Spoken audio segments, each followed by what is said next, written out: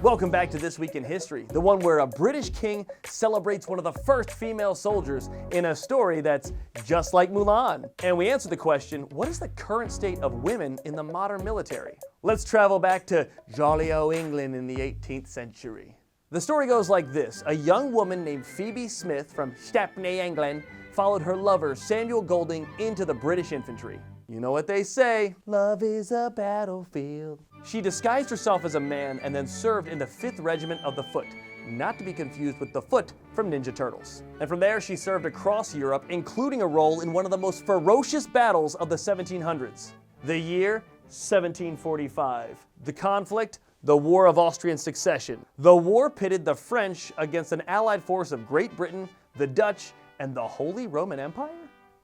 And Smith was right in the middle of the fray. And she was lucky to survive because this particular battle, the Battle of Fontenoy, was one of the bloodiest battles across Europe for half a century. 17,000 people were either killed or wounded on that day.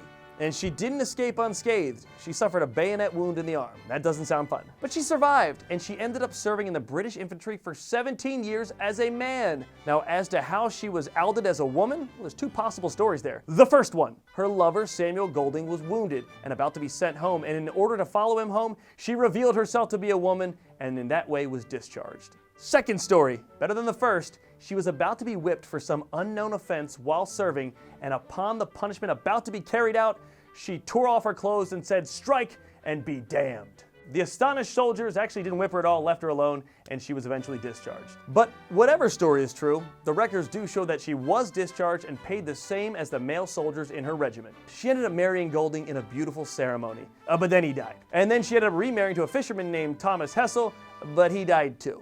Phoebe lived out her days in Brighton, England, where Prince George heard tales of her and came to visit to see for himself. He was so impressed with her that upon his coronation to King George, by the way, the same King George known as Mad King George, who fought against the colonists in the American Revolution, he brought her to his parade to honor her and then eventually gave her a full pension for her service in the British military. She would go on to live to the age of 108 years old, where this week in 1821 she died, but left behind a legacy of bravery, service, and a trail blazed for women everywhere. Today in the US military, 14% of the active duty service members are women, and just recently, it was ruled that they would be able to serve on the front lines in battle. But women like Phoebe Smith really make you wonder, why did it take more than 200 years for the US military to allow women to serve on the front lines? Hey, thanks for watching This Week in History. We hope you liked it, we hope you learned something, and we hope you tune in next week for another week of This Week in History.